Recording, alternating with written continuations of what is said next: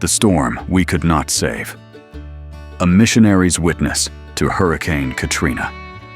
Before the wind began to scream, before the water rose over rooftops and washed away everything familiar, there was stillness. In late August of 2005, the Gulf Coast held its breath.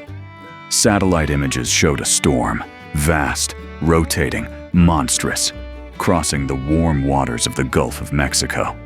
They called her Katrina. She began as a whisper off the Bahamas, but by the time she neared Louisiana, she had become a wall of fury. The people of New Orleans had seen storms before. Some left, some stayed. Many believed the levees would hold, that life would go on. But the morning of August 29th, 2005, everything changed. 1. The day the waters came, Katrina made landfall as a Category 3 hurricane, with winds over 125 miles an hour. The storm surge pushed over the levees like a tidal beast unleashed. Within hours, 80% of New Orleans was underwater. Neighborhoods vanished beneath the flood. Hospitals lost power. The cries for help became the soundtrack of a city submerged in chaos. People fled to rooftops, waving rags and Bibles, and prayers toward the helicopters that circled above. Mothers clutched babies against the rising water. The elderly waited in wheelchairs on overpasses. And in that moment, America's strength, her technology, her institutions, her pride, cracked beneath the weight of helplessness. 2. The call to go. When the storm passed and the world watched the news in horror, we couldn't just sit still. I gathered a missionary team, men and women of faith, who believed that love requires movement.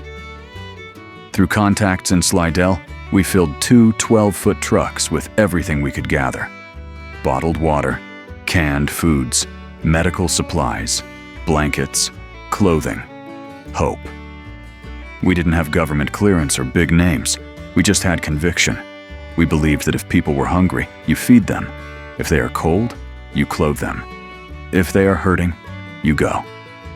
We prayed, loaded the trucks, and headed south. 3. The road to Slidell. The closer we got, the stranger the world became. Highways littered with debris. Silence where there should have been life.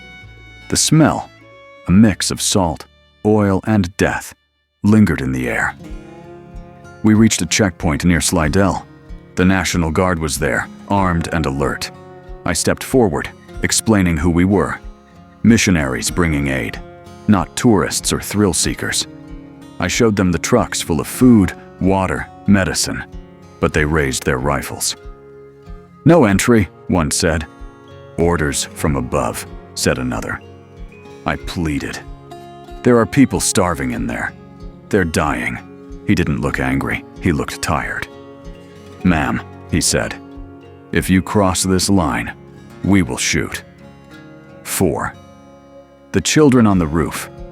Then, from beyond that barricade, came the sound that will never leave me. 2 children, their voices thin and desperate, calling from a rooftop half submerged in brown water. "Help us! Please help!" We saw them, 2 small figures waving, clinging to a chimney like it was an altar. I turned back to the soldiers. "They're right there! Let us go to them! We have rope! We can get them!" The officer shook his head. "We don't have authorization," I said. "Then authorize compassion." He didn't answer. He just looked away. We stood there, helpless, as the cries weakened, then faded, swallowed by the silence of bureaucracy. The children died that day, and something in me broke. 5. The wasted mercy. In the days that followed, we learned the truth that never made the headlines. Along the highways, Salvation Army trucks and FEMA trailers sat idle, filled with food and supplies, waiting for clearance. Entire convoys of help were turned back, while people drowned, starved, and begged for the mercy that lay rotting by the roadside. Water bottles spoiled under the sun. Canned food went bad. donations molded in parking lots, while bodies floated in the streets of New Orleans. We had the means to help, but not the permission. And that, my friends, is the definition of corruption, when compassion is silenced by control. 6. The spiritual reckoning. In those days, I asked God, "Where are you in this?" And in the quiet of my heart, I heard. I was in the hands that tried to help. I was in the cries that no one answered. I was in the children who called your name. This was not just a natural disaster. It was a moral one. The storm exposed more than broken levees. It exposed the breach in our humanity.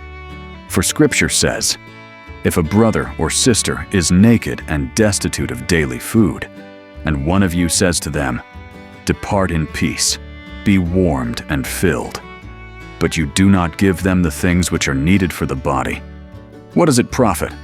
James 2:15-16. And yet, that is what happened. We told the suffering, "Stay back, wait, the paperwork isn't ready." While men debated, children died. 7. The lesson in the ruins. Katrina was not only a test of weather, it was a test of will, of faith, of conscience, and too many failed. But I still believe that what the storm tore apart, God remembers. I believe that the cries of those children reached heaven, even when they couldn't reach us.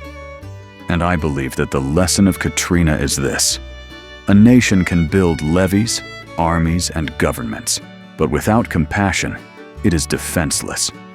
Because no law, no policy, no order from above should ever silence the command from above all. Love your neighbor as yourself. Mark 12:31. 8. The call that remains. We went to bring relief. We left with a revelation that in times of disaster, the greatest danger isn't the storm that comes from the sea.